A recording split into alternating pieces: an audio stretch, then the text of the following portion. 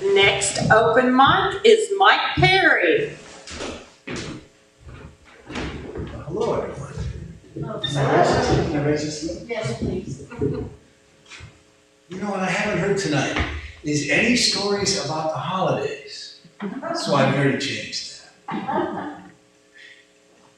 I remember clearly it was a Saturday. It was the first day of winter, December 21st. I still hadn't shaved, but boy was I done. I mean, I was done. I've been working extra hard. I was finished with my last gig. I just dropped the costume off at the dry cleaners. The car needed repairing. Quite frankly, I did too. I walked from the gas station home. I opened the back door, and there on the kitchen table was a note that made me smile. It said, "Jenny picked me up. We went shopping."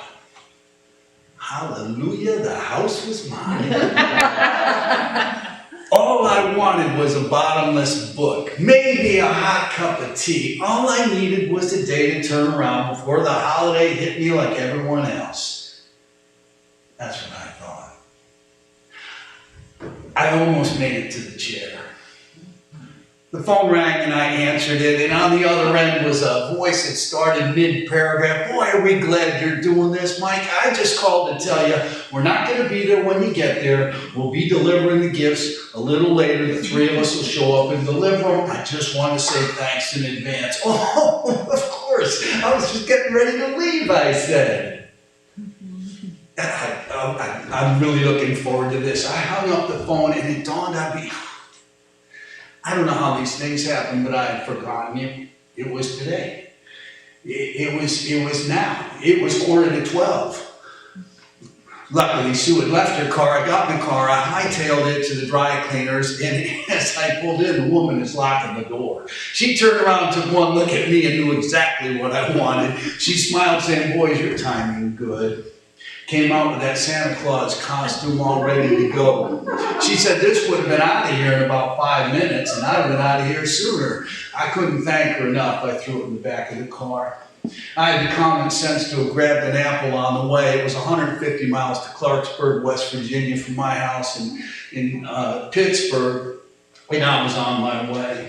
"I can do this," I said. "I'm good under pressure," I said. "How am I going to do this?" I said. This was my conversation. I didn't even turn the radio on. I was the other side of Washington, PA, heading for the West Virginia line when I finally calmed down enough. I took a deep breath. I said, "I committed to this. I've been looking forward to this. I made a mistake. Life is good. Life is good. Life is good." And that's when I looked down and saw the gas gauge.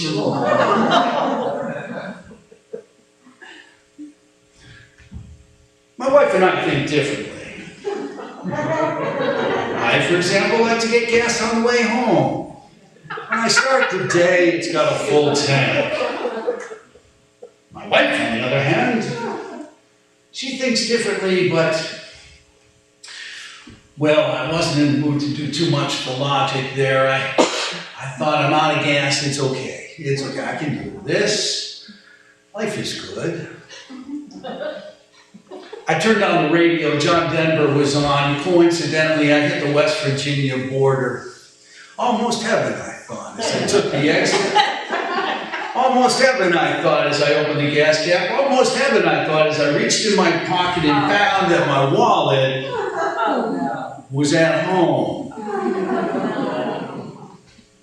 I can do this. How am I going to do this? Now, I mentioned earlier, my wife and I are different people. We think differently, but we get the job done. Now, my wife's line of thought works like this. There will be problems, so always carry an extra 10 or a 20 stash. Her car, I thought like her, there's going to be $10. There's no extra. You start with the obvious, you look at the armrest, nothing. I go to the glove box, I don't even want to know what was in there. It was just chock full and overflowing. And then there's that stupid little box that holds nothing but sunglasses. And I was right, I opened it up and there were some sunglasses. And behind them, a $20 bill. I put $20 of gas in that car and it got me to Clarksburg, West Virginia that day. Now there was something maybe the first day of winter, I don't know. Something maybe that I was doing a good deed and I knew the circumstances, but I'll tell you this, when I pulled off the exit, the trees were barren. Okay, first day of winter. I knew where I was going. As I headed down the streets there in Clarksburg, every turn I made, it was like when the economy went south, it took the color with it. It was like the world went monochrome. It was to the point where you got to some of the streets where the stone steps came up from the sidewalk and went to where a house was missing. Like a smile with a tooth gone. And you can't tell if it's going to be another house going or another one coming in someday. You don't know, but I do know this. It was going monochrome, and even the toys left on the yards that were now brown from that time of year, instead of being red, they were kind of pink. Those plastics had actually started to fade. It was like the Wizard of Oz in reverse, like color had been removed. At this point, I was still fighting myself. Was I angry? Was I frustrated? Did it matter? I climbed in the back of my one-horse open sleigh. I had the good sense to have a pair of black shoes on. Before I left home, I grabbed that little makeup bag that had just a couple things in it, a little bit of rouge. I slid those pants on over my own. I put on the jacket, didn't need the beard. Trying to change gears in my head, I put that hat on, and wouldn't you know, there was a pin in it from the dry cleaner. Good Lord, I thought, now what? And the answer dropped in my lap. You see, that pin held a little bit of baggie. They always go through your pockets and put things in a baggie. And I looked down, and in that bag was just a little magic wand, a little foam rubber magic trick, and a card that said $25. It was a thank you for my last gig. Finally, I said, my luck has changed. Dinner.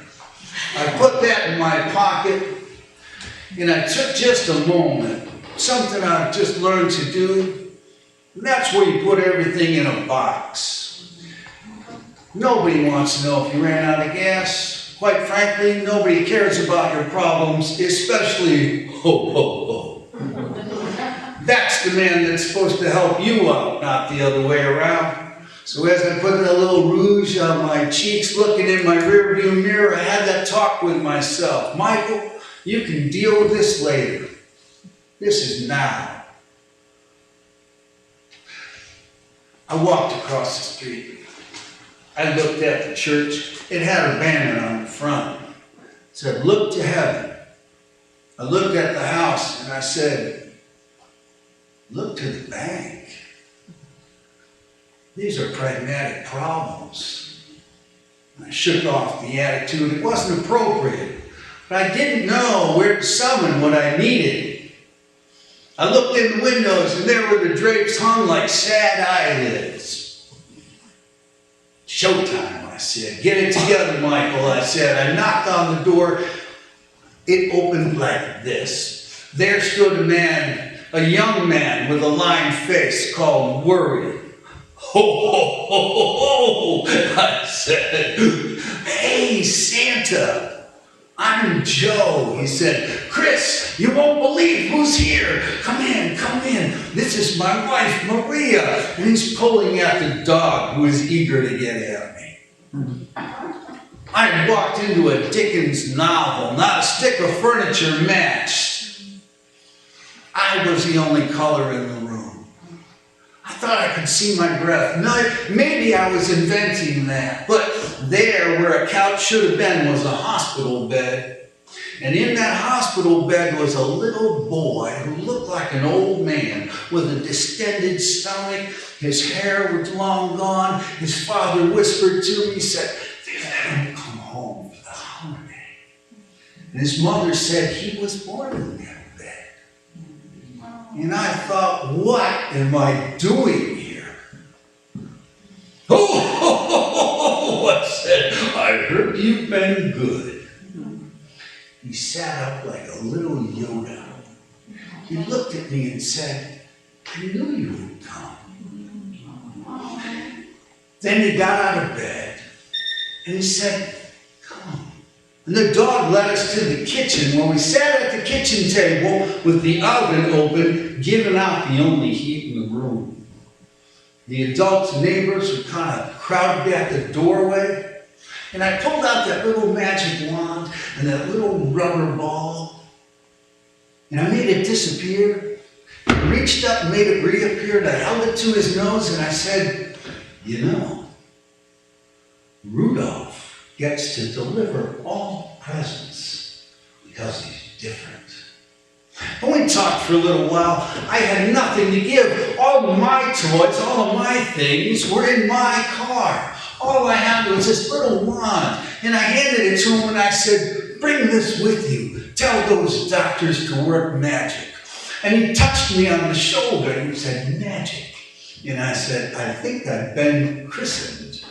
His mom smiled at the pun, and I knew it was the first time she had smiled in a while. We chit-chatted for a while and it was time for me to leave. And as I said my goodbyes, "Merry Christmas," I said. And the door shut behind me. I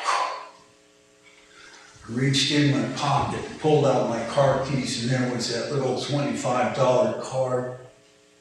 Set it in the mailbox.